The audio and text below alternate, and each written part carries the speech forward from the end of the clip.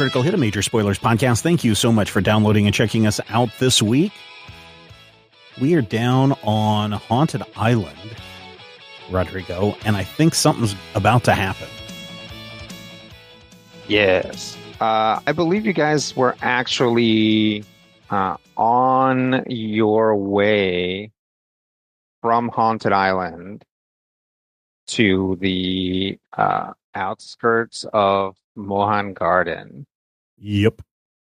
Because last time on Critical Hit, you guys got a lead on the computer that was plugged into the Snorplek. Mm-hmm. And it looked like it had appeared around Mullen Garden, which you guys found out that any of the stuff that had been appearing around the continent that the Magellanics got a hold of, they were gonna like basically put in a train and ship it to like a specific place. So if you guys wanted to get a hold of that computer, you really have to get it before it makes it to the capital. Or the PND, as it were. And we have at least some members of Jaguar House assisting us. It's more like they were going to hit this train anyway. Okay. But they definitely recognize that like having you help would be optimal. So you guys were traveling, literally flying extremely low and extremely fast to literally fly under the radar. It takes a few hours, but you guys eventually make it to the continent. Technically, the Mohan Garden is in a region called Obelem, but it's kind of it's pretty close to what would be a border between Obelem and Netheria. As you approach the continent, the ship slows down before flying into a very forested sort of delta type area at the mouth of this river, and then will basically just like land in the middle of the river. Right. Captain Buckendorf says, all right, here are the coordinates that the Jaguar House sent to me. Okay. Are we dropping in any mechs? Dropping in mechs? How do you mean? Dropship? I don't know. No. We're going in on foot on this one. Yeah. Oh, okay.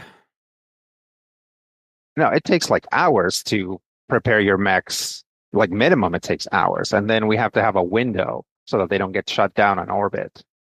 All right. And I pull out my light signature weapon and, I don't know, cock it, turn it on, charge it, insert a battery, whatever. Yeah. Cock it and pull it. Yeah. Wind it up. Yep. Pop it. Twist it, pull it. Bend it. Whip it good. Okay. Let's go then. The shuttle door opens, and you find yourselves in a fast-moving but shallow river. And by shallow, I mean it's up to like your chest. Okay. Wade to shore. Okay. As you begin wading to shore, Chameleon spots what to anyone else would seem like, a random glint from maybe the water or some sort of like warning light or something like that. But when he spots it, he knows that that's where that basically somebody just like flashed him a light to tell him where they were. Hey, guys, over this way. Turn on my comms. This is Chameleon. Tank, is that you? Over? You get a response. Negative. Please proceed to the rendezvous. All right. And we'll continue to walk to the rendezvous point. Okay. You guys climb out of the river, and by the way, the shuttle like lifts up, takes off. Walk for a little bit, and then find a big box truck. But a super future box truck with like, I don't know, fins. Who knows? But basically a box truck. We'll say that it's a hover box truck. There you go. Standing by the box truck are two people that are dressed so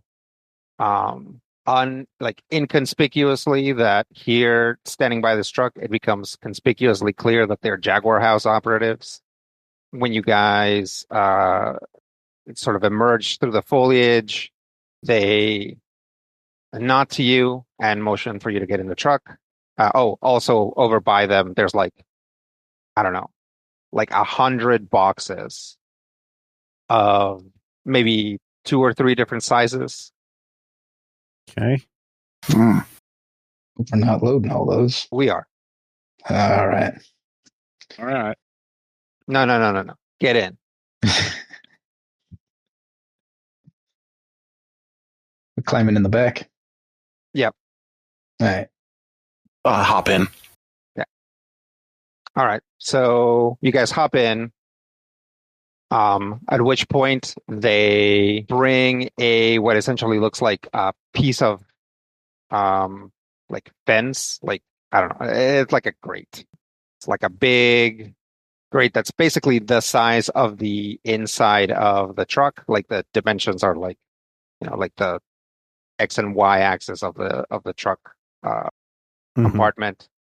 And basically slide it into place, creating a separation between, we'll say 1/3 of the truck where you guys are all the way in the front, technically, and the rest of it, at which point they furiously pack all the rest of the boxes, essentially creating a wall of boxes between you and the truck exit or the gates or whatever. Sure. Essentially walling you in, but also completely hiding you. And anybody who did a cursory inspection would obviously just see a ton of boxes, and not be able to like spot you back here. Okay. You hear the thing, like the gate slide back down. Is it called the gate? I might like. Yeah, we'll call it a gate. Okay. It's, slide back down, latch, and you hear a like tap tap, and the truck starts moving. You get a request, you guys get a little ping in your comms. This is Chameleon. Hey, we are going to head in. You just take it easy. Try to keep your comms as low as possible, because there's a bunch of RFID readers we need to get through. Okay. Going silent. Good thing none of us are claustrophobic.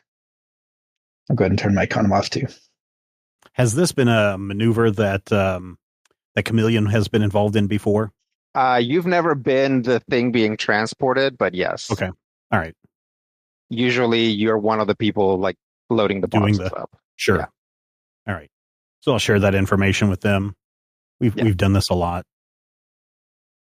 Sometimes successful, sometimes not. Fair enough. All right. As you guys continue, there is suddenly an event. Da-da-dum. The event is experienced differently by different people.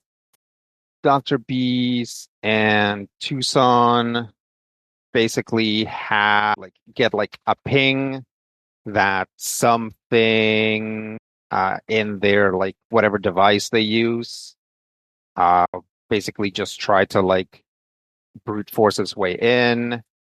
Chameleon and Bandwidth get like a little message in their field of vision that says, SSE's proprietary firewall has detected one threat. Bandwidth. What does that mean? Something's probing for us. Oh, You get your comms activate, or from the driver of the truck. Like, hey, you guys get that? Yep. Okay, all right. And then you hear another voice, presumably somebody who's riding along with them, is like, oh, you know what this is? What is it? It's the new RFN. What is an RFN? Oh, it's Radio Free Neferia. Here, I'll just play it, and you guys hear some distortion, which then turns into like some kind of tinny sounding music, like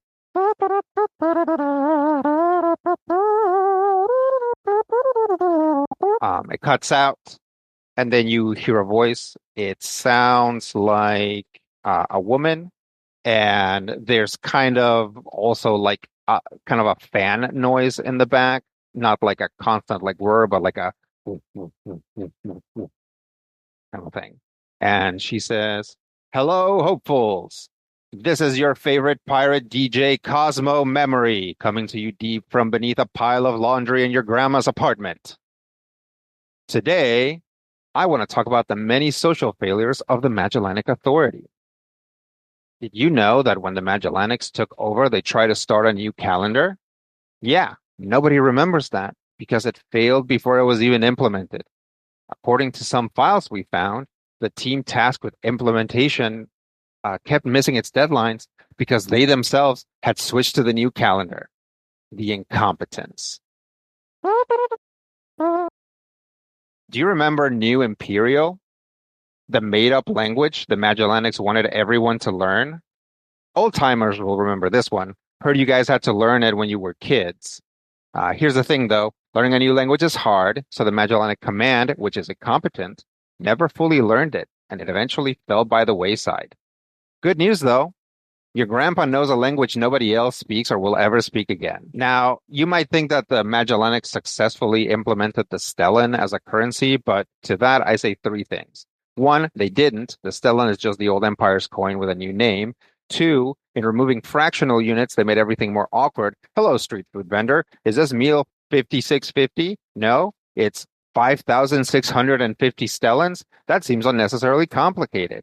Three, I know you're saying buying a meal for 5,650 stellans? Yeah, I know. Good luck. Inflation is so bad, you'd be lucky to get a bag of bread for anything less than 6K. That's it for today. And remember to hone that hope until the brandishing comes. This has been Cosmo Memory for Radio Free Neferia. Good night. And it like cuts out. Sounds like a freedom fighter planning on setting up some kind of rebellion. Oh, yeah, we've been trying to get a hold of these guys for a while, but they're sneaky. They don't want to be found. Well, I can't imagine why. But you guys actually basically all of your firewalls caught a copy of this, so you guys now have a copy of it. Yeah, and nice. Put it in your inventory. Right. That's something. Note to self: design role-playing game that revolves around digital inventory. Oh no. I'm in. I leveled up to level 3. I get an extra gigabyte? Sweet.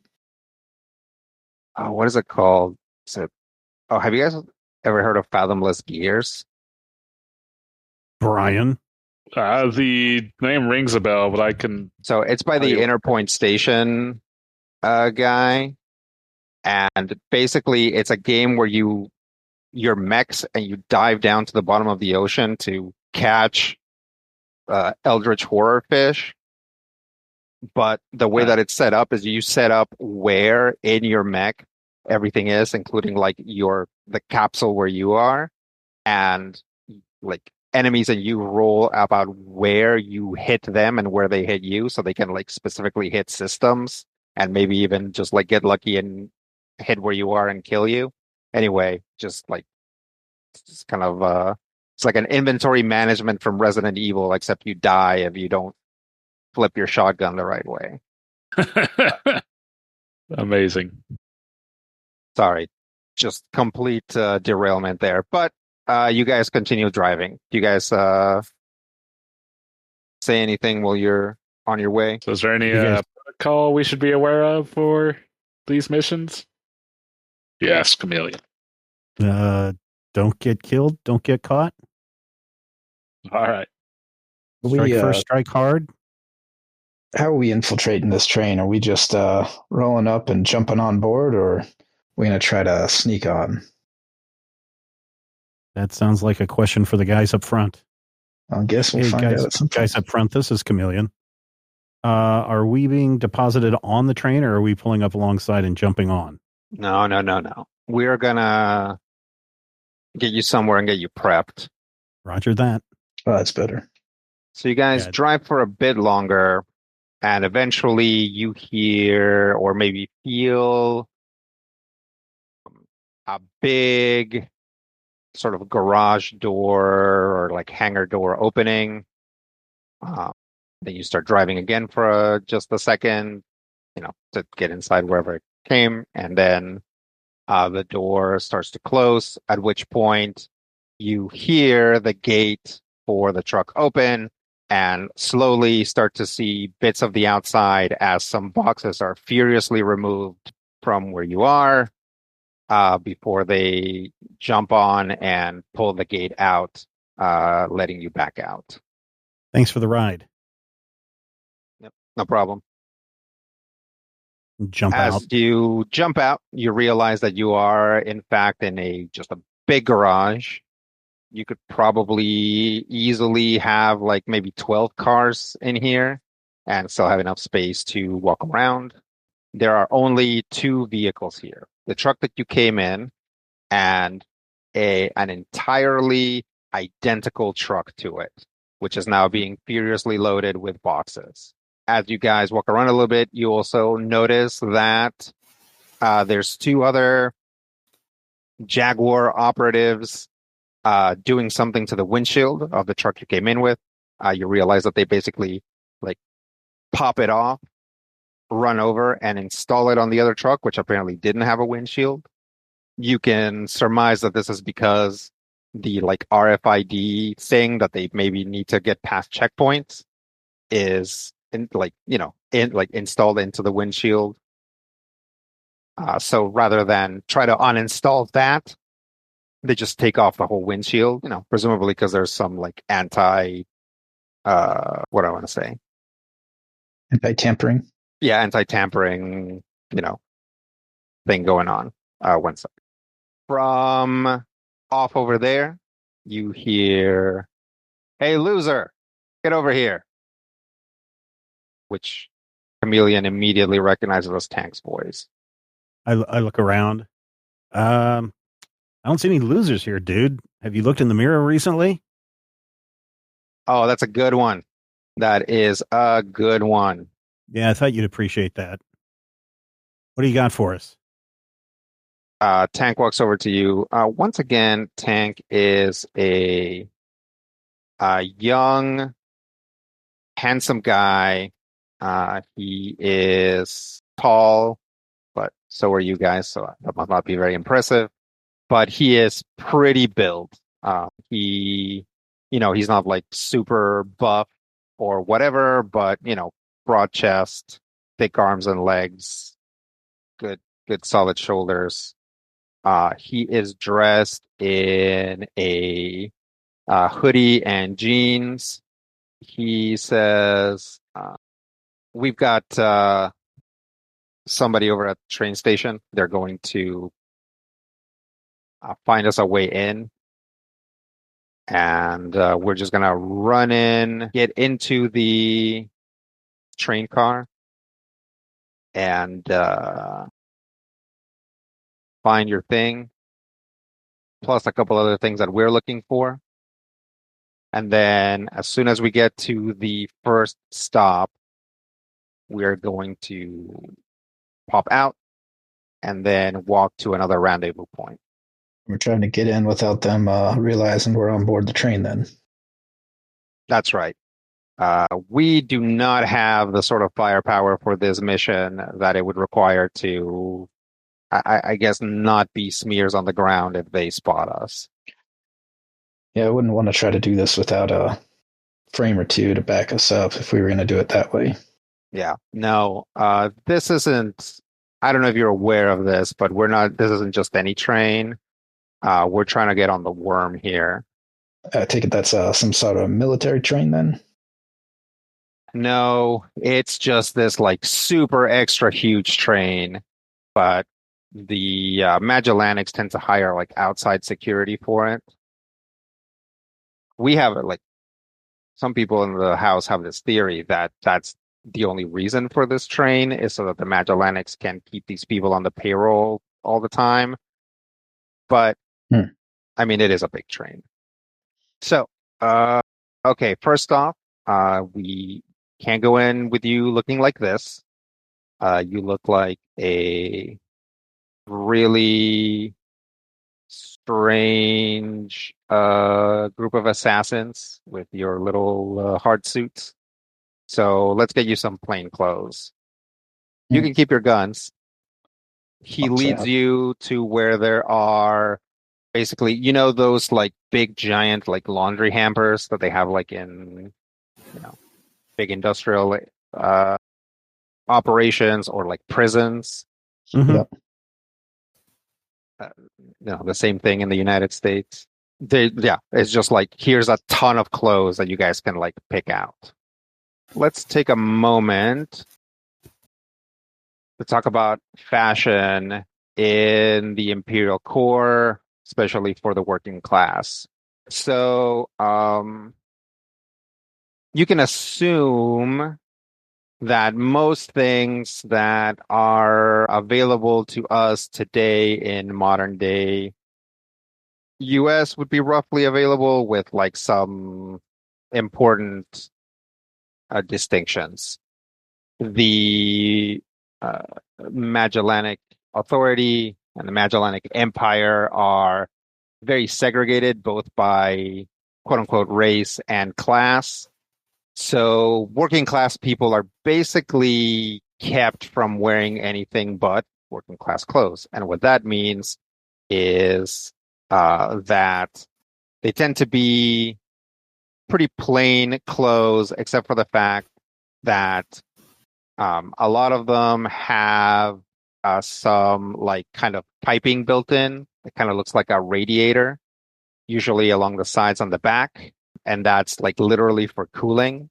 If you are working on something that gets really hot, you can actually plug something into it to run some sort of like coolant through it. So that's one aspect. The other one is that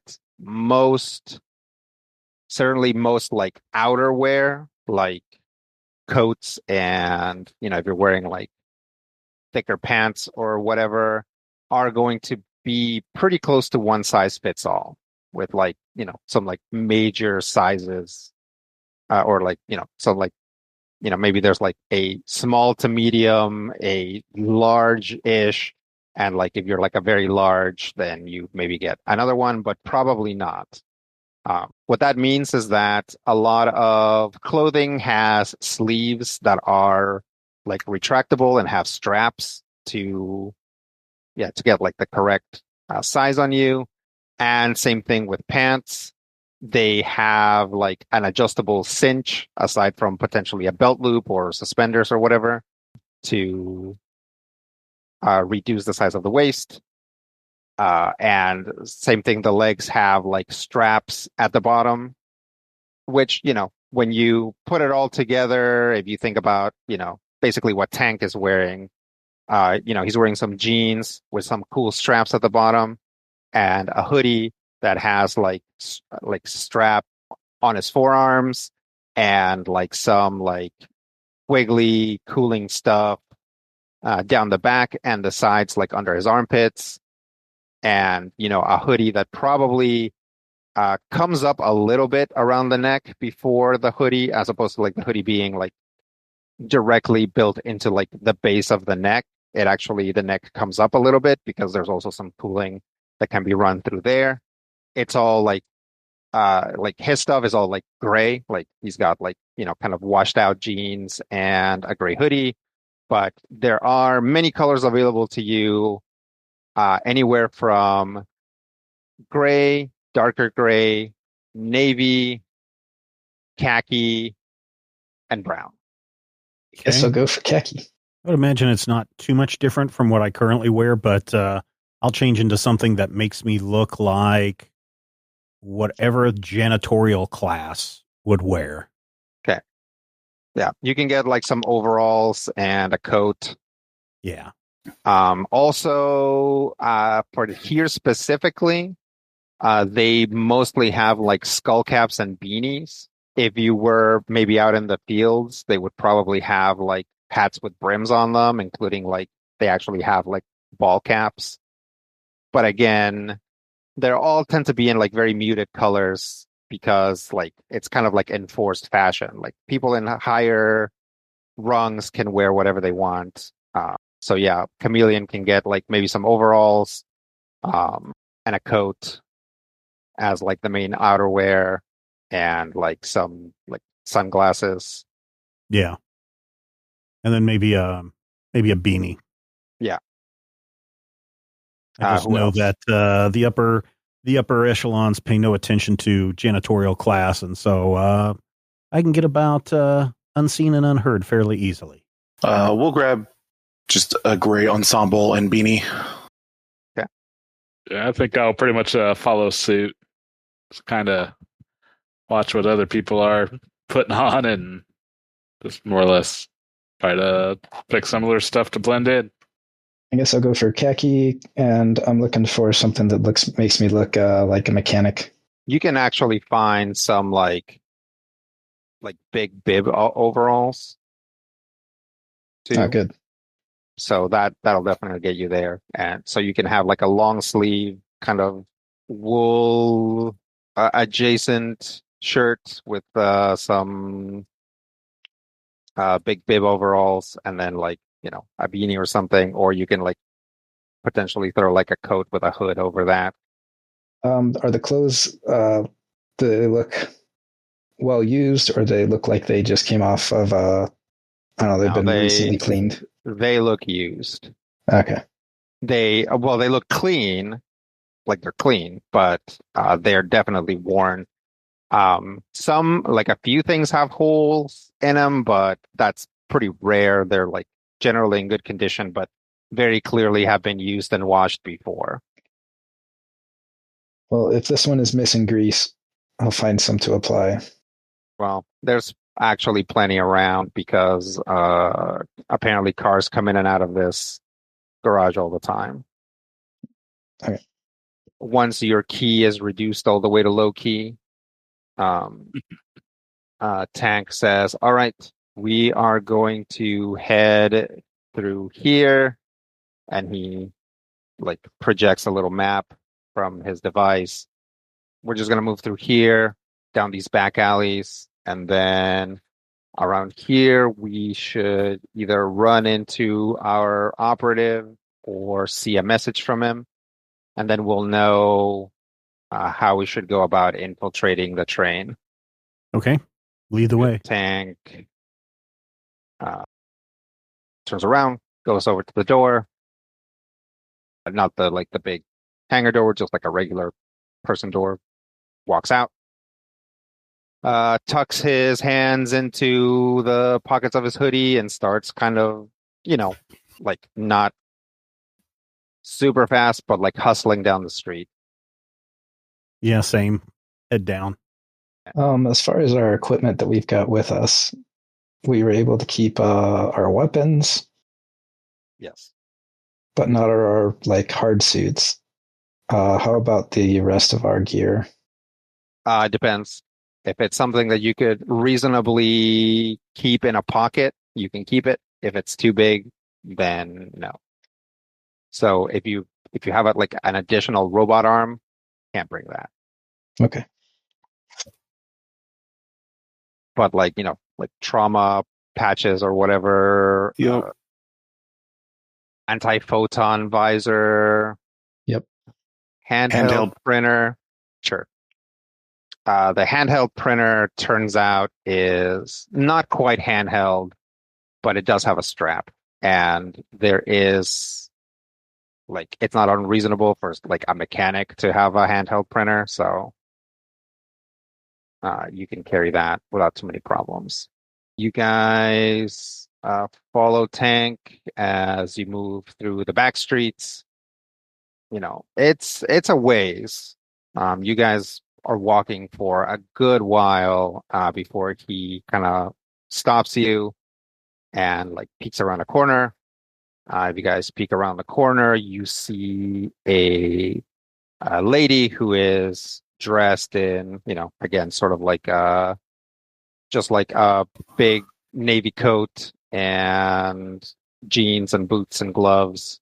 Has a pair of goggles, and she's leaning up against a wall with her hands behind her back, and then kind of walks off. At which point, Tank points at the place where she was, and you guys see what to the majority of you looks like nonsense scribbles that have been put on the wall with chalk. I recognize it. Yeah, you can tell what it says. It says car 8, 3 o'clock vent. Yeah, so car 8 has a vent at roughly the 3 o'clock position that presumably has been opened or loosened or something like that. And Chameleon gets that. All right, where's the train at, Tank? Would be at the station, genius. Yeah. Sure enough, you guys continue moving, and eventually you spot the station because you spot the train. The worm is, in fact, an enormous train, not in that it's like super long. There are some very long trains with lots of cars behind them, but the cars themselves and the engine itself is huge. They're basically like each car is basically a small warehouse. You could comfortably fit 4 size 2 mechs inside one of these carts. Maybe not comfortably, but you could definitely fit them in for transportation. The cars are made of a smooth, sort of silvery material. It's not like fully reflective, but it's more like it has like a silvery sheen to it. Some of them are tagged with graffiti, but not a lot of them. And all of them have a number that is large and visible in black. The numbers are not in order. So one car says like 21, and the next car says 6, and the next car says like 14A. So you guys are gonna have to do some looking. Some additional things you spot: people loading stuff in and out of mostly into the train. So there's some carts that are open and people are loading stuff in. And of course, maybe we'll say this thing has about 40 cars, and there's probably 6 mechs that are like moving around right now. The majority are either on the platform or down on the ground next to the train, but a couple of them are like on top of the cars, and the cars seem to hold these mechs just fine. All of these are size 1 mechs. They appear to be mostly assault mechs, with like maybe a few of them being like sentinel type mechs. Is there like a broom and a dustpan that I can see anywhere just standing by idle? Sure. Okay, I'll grab one of those and start sweeping up stuff from the platform as I walk down the platform. We have to have tickets to get in here, or I mean, you would, but we can just go around and try to get inside. Steven, why don't you give me a skill check? Sure, I'm going to do a spot check. Spot details, objects, or people that are hidden or difficult to make out, and see if I can easily spot where we can slip in and get closer to the train. Okay. So that'd be a D20 plus 2. And I get a 7. You spot the number 8 car. It's right over there. Oh, there it is. Guys, look, there it is. Yeah. When you turn around to say, guys, there it is, you realize that they did not follow you. Oh, okay. And like there's now like a big ass mech between you and them. Okay. I'll pretend to look at my watch, and I'll do a stretch like I've been working too long, and then I'll reach out with my hand and kind of point towards where car 8 is. Okay. What do you guys do? Do we see his indication there? You do see it. You see it very clearly. Okay. And like twisting. Now I'm doing some twisting stuff. Pull up my legs and get those quads stretched. Yeah, you also see the sensor cluster of the mech just look over at him and just kind of stare at him. Maybe that'll give those guys time to slip through. Is that enough of a distraction that we can just walk behind and around? Let's see who's in the lead here. He's the sneakiest, well, Chameleon, but Chameleon. the one who's providing the distraction. Chameleon is the sneakiest. Good thing he burnt his turn. Not sneaking. While it's distracted, maybe we can get somewhere quickly. Sure. I'll give it a shot. What are you trying to do? Yeah, while its sensor cluster is pointing the wrong direction, then we can just basically move up to the train car and try to find the vent we're looking for. So this is a platform, right? Which means that there is a space between the cars and the platform itself.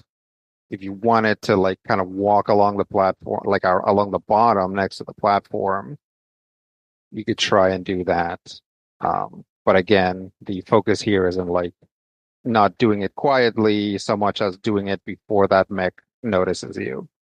I guess what side of the train are we on? Are we on the like 1, 2, 3 through 5 side of the train, or are we on like the 11 through 7 side of the train? Yeah, so it's going to be on the right side looking at the engine. So that is correct. It would be in the right side, like top right, looking at the engine. That is correct. You guys are on the right side. Ooh. So Okay. you guys are like, but is that good? No, that's the size. That's also the side where all the mechs are. Yeah. So, or maybe the majority of the mechs. There could be some on the other side too. This train is very large. So yes, you are closest, as close to it as you could be. You are also as much in the sort of like quote unquote the open as you could be. Does there seem to be like workers that? Yeah, there's workers loading stuff into the train. Okay. We just walk on by like we totally mean to be here and supposed to be doing this. Go ahead and try that. Sure. Fly casual. Yeah. All right. Do you have any triggers that might help? Would staying cool or maybe reading a situation apply? Stay cool, definitely. Stay cool. Okay. Yeah. I got 2 to that. That's good. Go ahead and roll a d20. I'm looking for a 10. Oh, well, nope, because I rolled a 7, much like Steve. Another 7. Lucky. Yeah, one more, and we can all buy lottery tickets and retire. The exact same roll. Fine. You're like, yeah, time to blend in. And you and presumably the other 3 guys, so you, everyone except for Chameleon. Tank is gone, by the way. Of course. I see. He's abandoned us to our fate. You guys start walking casual. An enormous lady kind of walks into your path and says, "You guys from up north? Yeah. You're late." Sorry, man. All right. Well, you're on forklift duty. I'll hop in the forklift. Okay. Take all those pallets, take them back inside. All right. Okay. You guys help line up some pallets into a forklift. Are we loading these on the train or off the train? Oh, you are taking them back inside. Like, Okay. you are taking the pallets that have already been loaded and taking them back into presumably the warehouse area. So you have just earned yourselves an assignment that gets you farther away from the train. Once we get over there, into the warehouse. So you guys take the stuff into the warehouse? Okay. Yeah, I'm going to see. Hey, this forklift's pretty nice, actually. Sweet. I will see if there is anything being loaded back on the train. In this, like from this warehouse or in this area. There is some stuff that is still waiting to be loaded. I will drop this stuff off and then basically go and just start picking up the stuff that needs to be reloaded on the train. Okay. When I come back out with it, I am going to purposefully cause some sort of collision with one of the other things that is loading stuff on the train. Okay. To create a distraction? Yep, I'm going to create a distraction. And once it happens, I will do a real good job of helping organize it and get it going again very loudly. And so I will take control of that situation. Hey, watch where you're going. Go over here. Yep. I need something for the distraction itself. So the commotion of the collision with the other vehicle is going to, drop the whatever it is I'm loading, the boxes all over the ground and arguing back and forth with the other driver. Let me look at the triggers real quick. Best I got is take control. Yeah, I don't like take control for this. Okay. Let me see. I'll just roll flat. Gotta have better luck than us, right? I mean, it's like a 50-50 chance with it's 50-50 with just a d20. So it's slightly better than that, even. So we just need a 10. Yeah, true. Slightly better. I think you're gonna have to just roll it flat. All right. Well, wow, better lucky than skilled, I guess. I got a 19. Crash! Hey! What the heck? Are you one of those up north guys? How'd you know? All right. So Tucson creates a distraction that basically is so loud and obnoxious that even the mechs, even the now 2 mechs that are staring at Chameleon doing his stretches, turn their attention in that direction and start moving towards it just to make sure that it's nothing untoward. This opens the ability for everybody except for Tucson to get into to try and find this vent. So what do you guys do? So we have a general idea where the vent is, but can't identify it readily? No, you just have to, presumably, if you get to the 3 o'clock position on it, it should be visible and accessible. All right. Well, while the distraction is going on, head over to that point. Okay. Yep. Sure enough, there's a vent. It is actually just fully open. And, when I say a vent, I mean it's rectangular. It's like a big rectangular hole, and there is like a little ways of like kind of I don't know why I'm trying so hard to do it. It's like a Jeffries tube. Like just Like a John McClane size vent. Yeah, that's right. Okay. It is a Hudson Hawk sized vent. Yes. Yeah, come to Mohan Gardens. It'll be fun, they said. You guys crawl in. Yep. Yes. Does anybody have any way of helping Tucson extricate himself before you do that? No is okay. It just means he's going to have to do it himself. Distraction. Yeah, I was going to kind of see maybe what we had to work with inside the train car, maybe.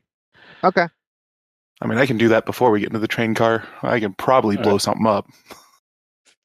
Well, so you gotta be careful, because if you stop the train, right, if they're like, okay, this is like too much stuff, and they stop the train, they'll search it, and basically the whole thing will be that much harder. So maybe an explosion, as your little like common sense angel, maybe an explosion is too much.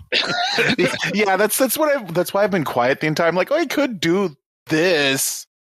This seems like a bad plan. Rob is just sitting there waiting for things to get bad enough that it will be a smart idea to blow something up. Exactly. No, could I hack any sort of vehicle or anything that moved to just send it off in a direction that's away from Tucson?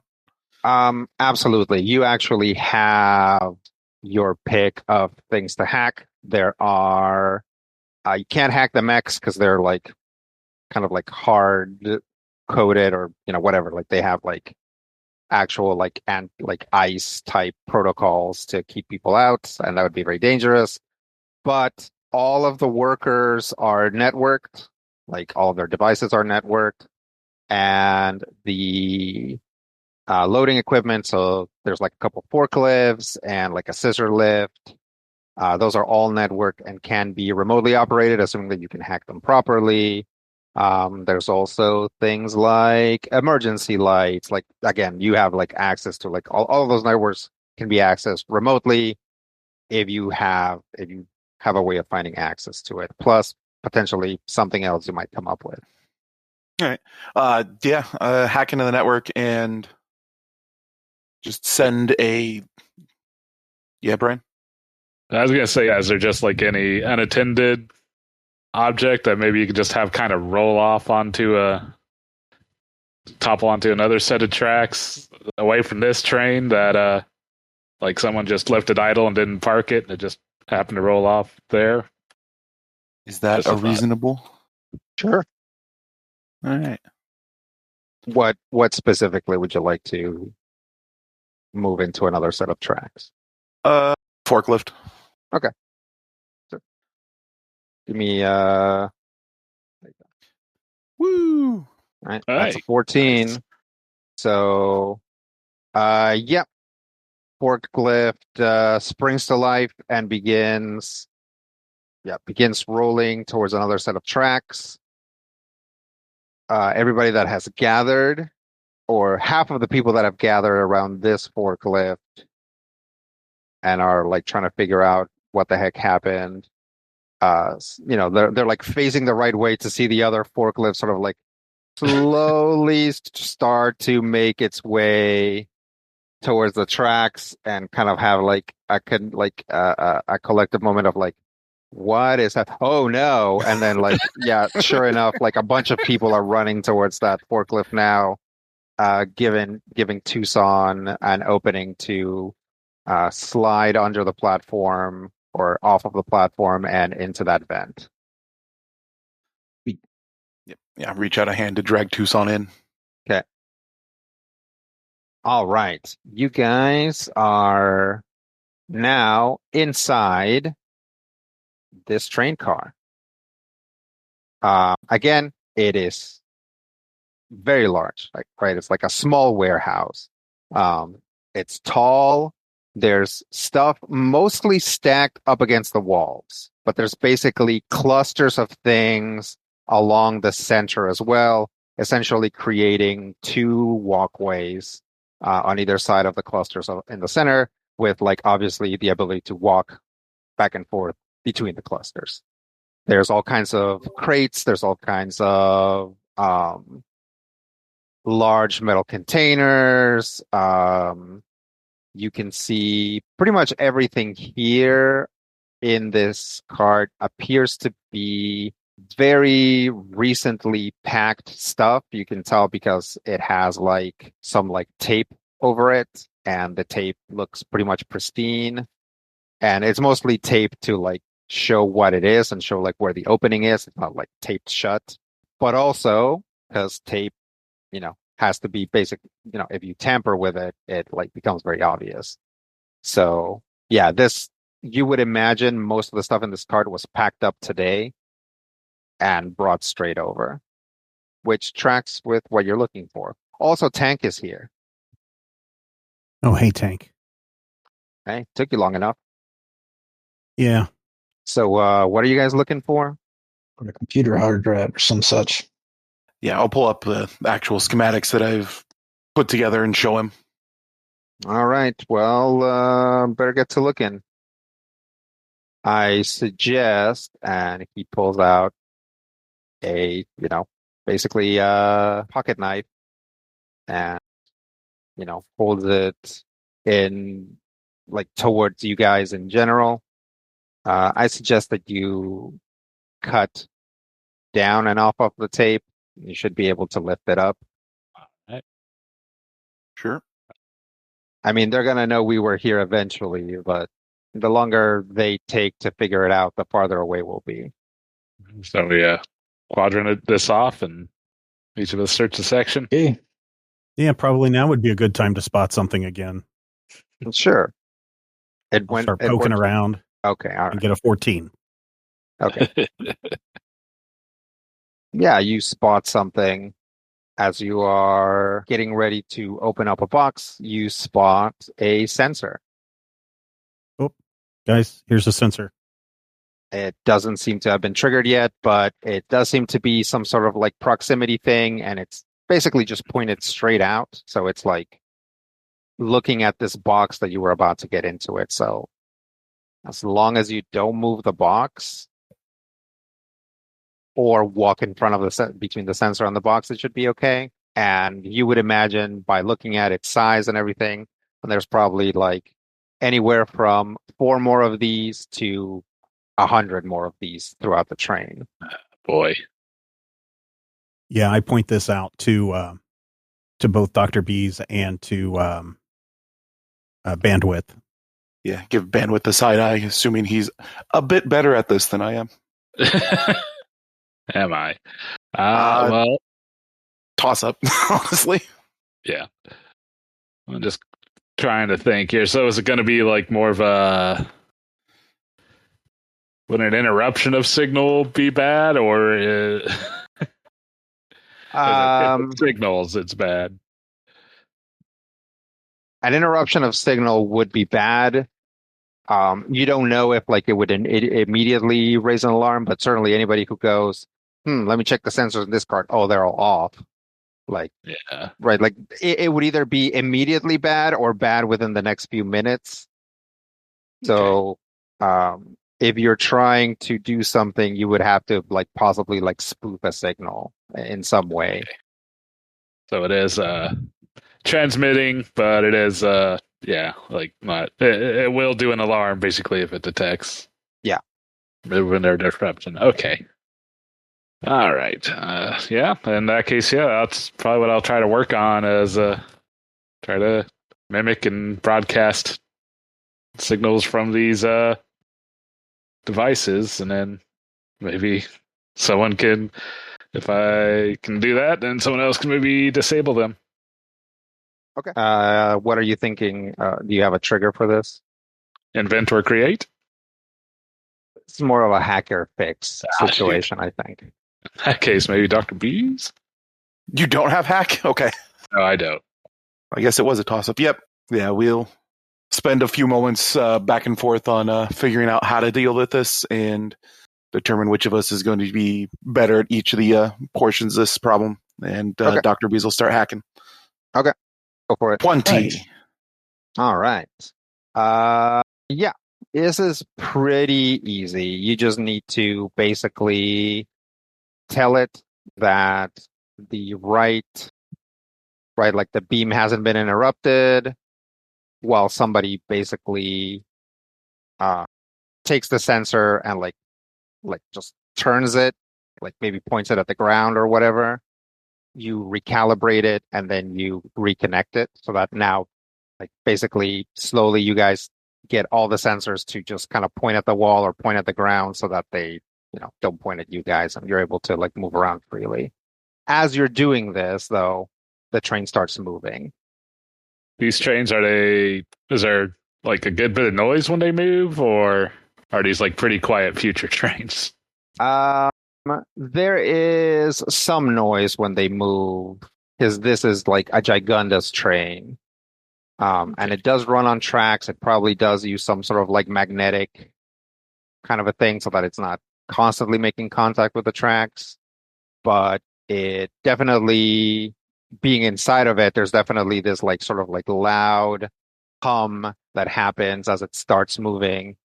And it starts moving and then starts picking up speed really fast. So basically there's like a bunch of like groaning from all of the like crates and stuff that is like affixed as it like basically settles into the current centripetal situation. Moving in circles. Or are we? Yeah. I mean the planet's a sphere, so I guess that's a good point. All right, yeah. I guess we better get to looking before we get to where we're going. Yep. all right. So you guys spend some time looking. You find, well, Tank definitely finds what he's looking for, which is like a bunch of, just like a bunch of drives. Would there be any handy like consoles or data pads around that might have some kind of manifest? There don't seem to be any here, but surely somewhere on this train there is some. You would just have to, weigh the danger of trying to find one, but also like there's so much stuff here that you do need some way of narrowing your search, especially since it could be, in a crate that's under like 10 other crates. So you guys are going to have to either find some sort of manifest or figure out some way of tracking where exactly it is. Tracking or detecting. Yeah.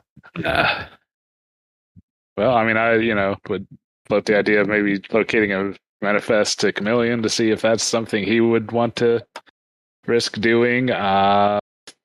Since we are like trying to look for something that was displaced by the Snorplek, would there be any like residual radiation signature that maybe I could make some sort of? You could try that. Yeah. Yeah. So yeah, that's what I'll try to do, is try to make some sort of detector to find stuff that was displaced by that Snorplek.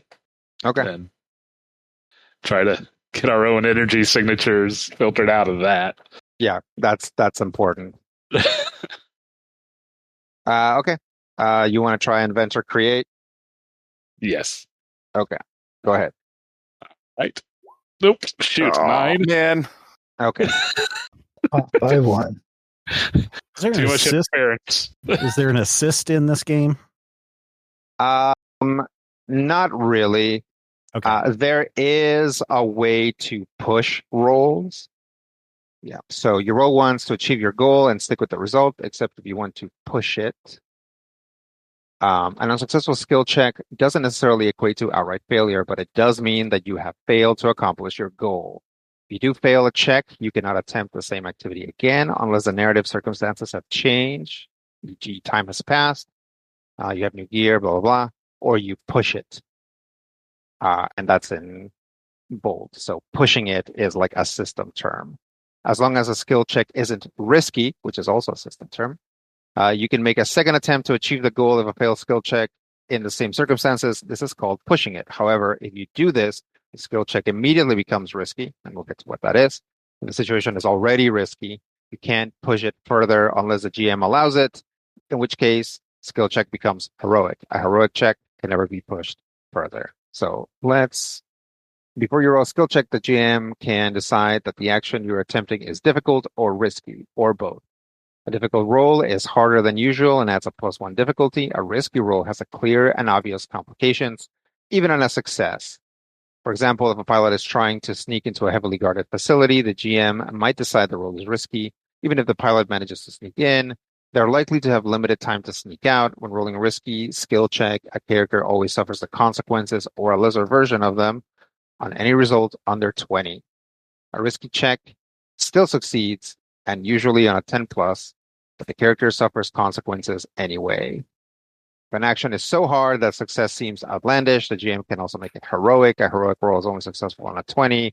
And then, some more stuff there, which we're probably not going to do for this specific set of rolls. So you have failed.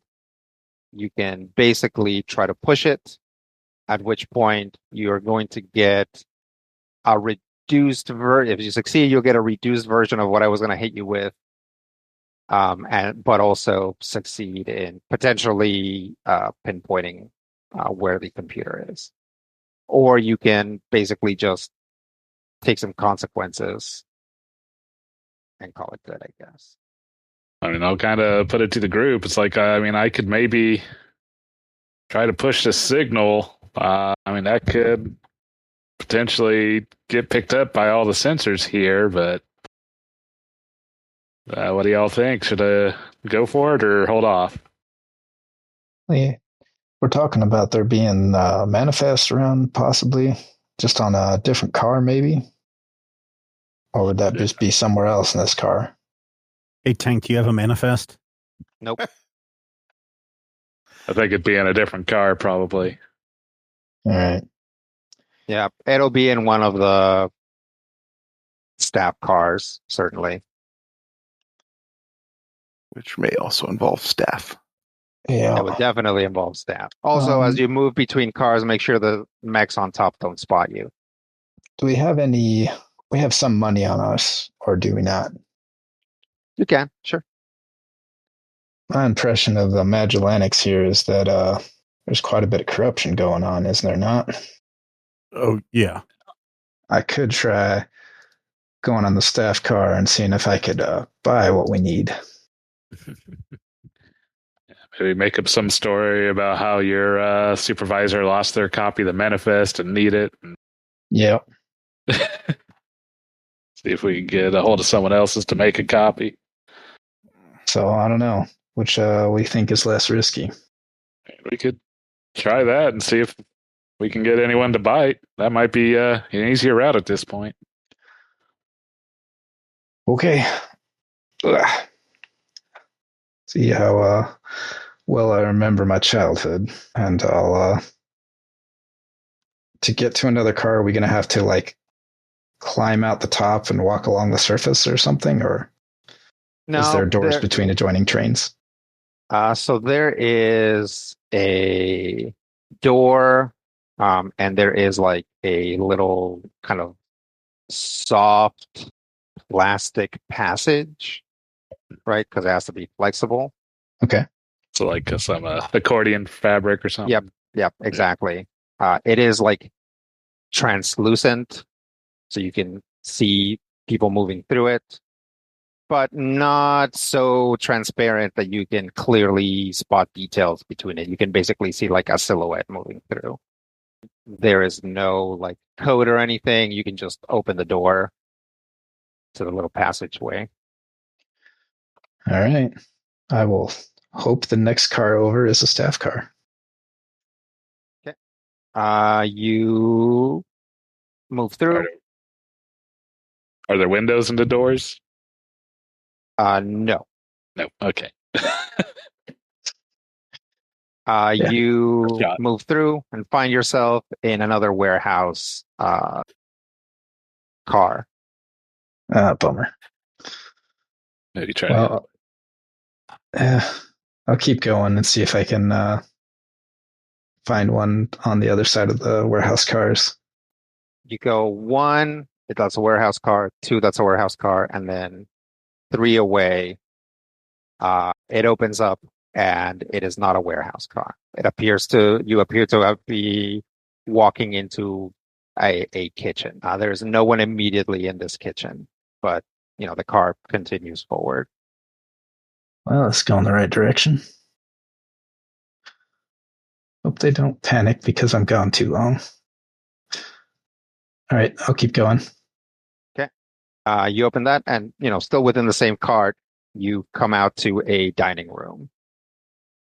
It is not like a fancy dining room. It's like a grunt dining room. I guess more of a mess hall than a dining room. There are only a few people here, just a couple of workers and a few armed guards. The workers and the armed guards are each sitting with their own groups, not sitting together. They all basically turn to look at you when you walk in. Not like immediately like, what's all this then? But like, oh, what's going on here? Just doing some repairs and keep walking. Okay. Do any of the workers look like they have a personal computer? Yeah, there's at least, we'll say there's a tablet on the table that probably belongs to one of them or has been assigned to one of them. But all of the security people also have clearly some sort of device that seems to be attached to their temple that probably like works as a device. So they can probably like see stuff in like directly in their retina or whatever. Yeah, I'm probably getting myself in a lot of trouble here, but I will try to join in with the workers and see if I can just like chat up a little bit and find out who is most likely to know the information that I'm looking for. Okay. Do you have a trigger for schmoozing the workers? I do. I have charm. Oh, nice. Yeah, go ahead and roll that. But I only rolled an 8. Okay. 4 plus 4. All right. You sit down with the workers and they like all look very confused. What pod are you assigned to? I'm actually from up north. No, what pod are you assigned to? Oh, go with number 8. Are you doing all the way back here? Oh, well, see, I misplaced my. I'll like look around at the security guys for a second before looking back. I left my computer data pad back at the terminal, and I'm supposed to be doing some inventory work right now. Ooh. I was hoping. Yeah, I'm in a lot of trouble. Don't know if I could get some help here, maybe. Make it worth your while. Okay, well, first off, shut up. Don't say stuff like that around company. Here, you can just borrow mine. They hand me over their data pad? Yep. Awesome. All right, I'll be right back. And I'll head back the way I came. As you start heading back there, they say like, hey, where are you going? The even number pods are that way, and they point in the opposite direction.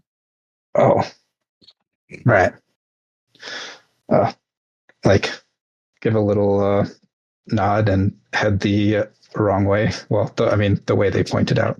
Yep. Walk into the next car, security Yep. barracks.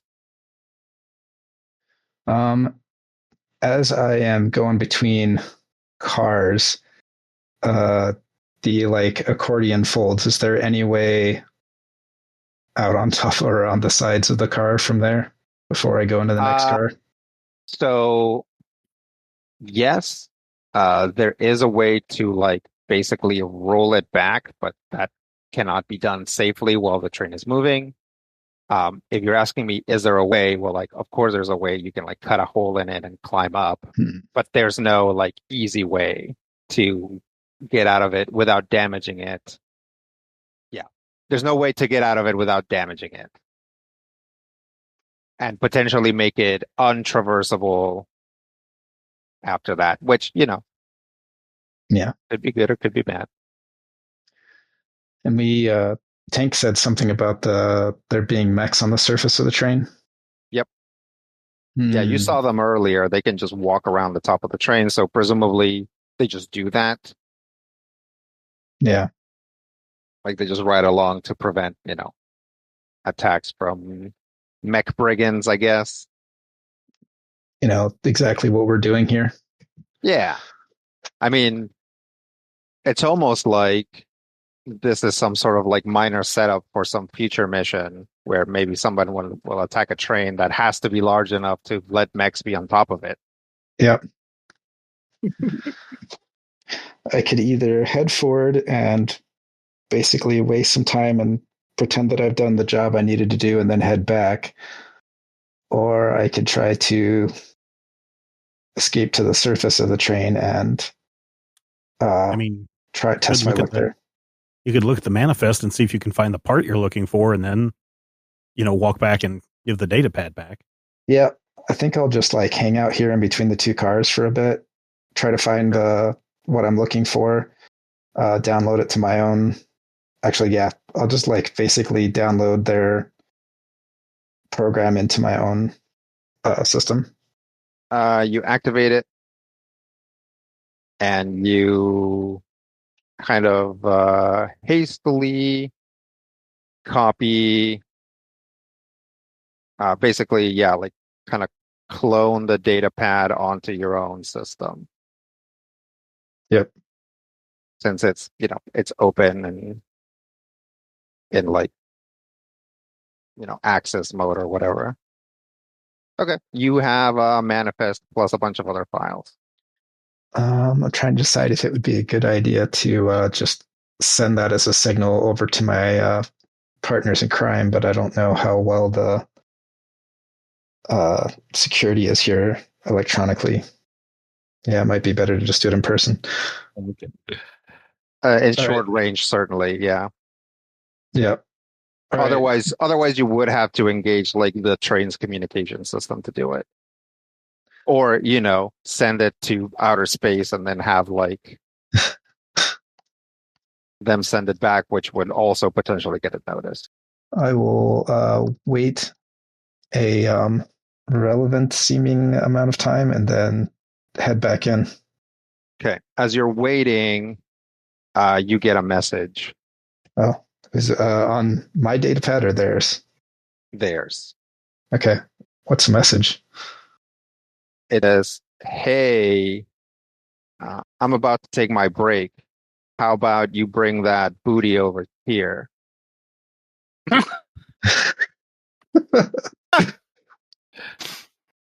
Awesome. All right. Then I'll head back into the dining car. Okay. Walk back up to that group. Okay. You got a message. I'll hand it over. Oh, that's nothing. That's an error. That's an error in like the computer does stupid things sometimes. Oh, of course. Don't mind me. And when they get up to like leave, I will go in the opposite direction, pretending that I'm just ignoring them. Okay. Hey guys, it's Tucson. Hey man, what took you so long? Oh my goodness. Don't want to even talk about it. But You get a message. I get a message? Oh, It's on my own? Nope, you Oh, got a yeah, message 'cause- to their tablet. Yeah. Because I cloned it? Yep. All right.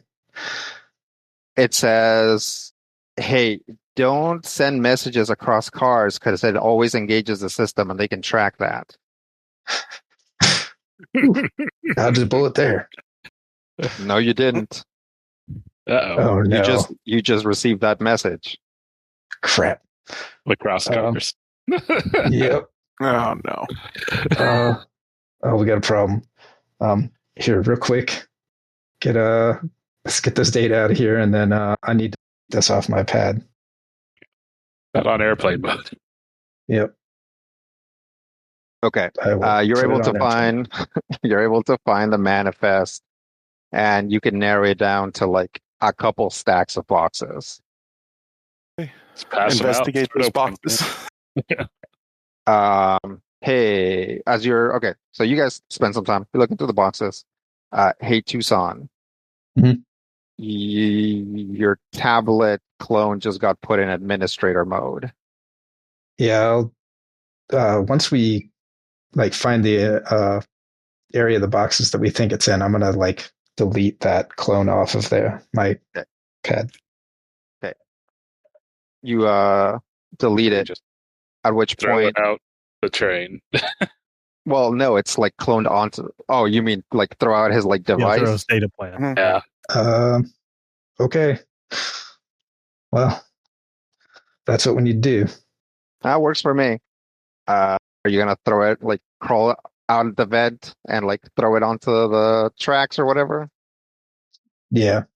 You guys spend some time looking and eventually discover a really old looking computer, but like a hard drive, basically.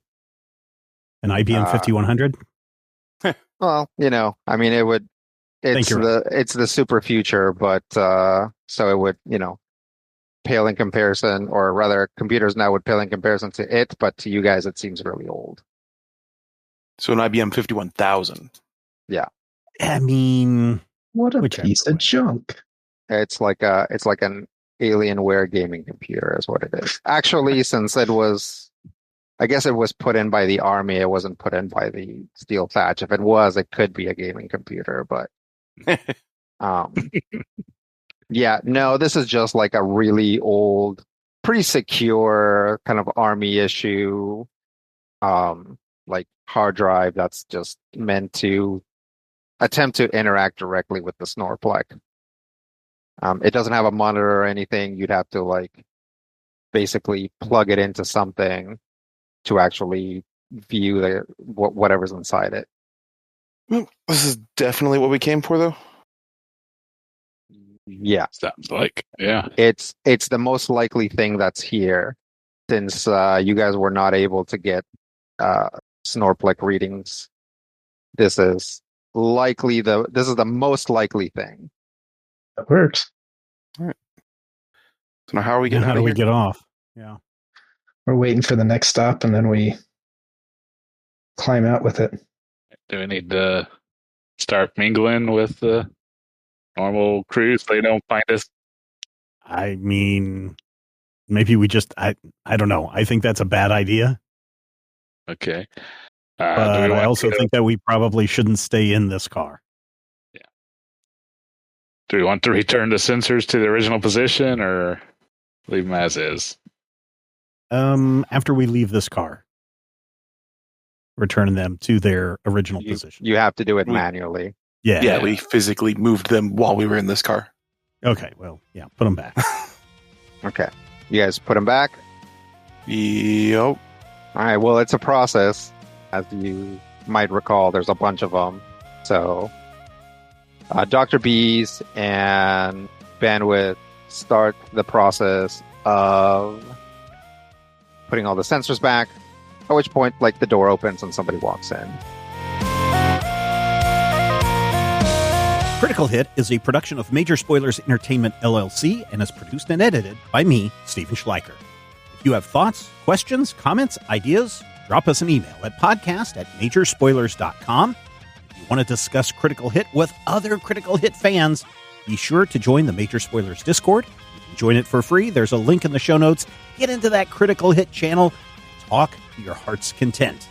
If you're looking for character sheets, you've got those too. Point your browser to patreon.com/Major Spoilers.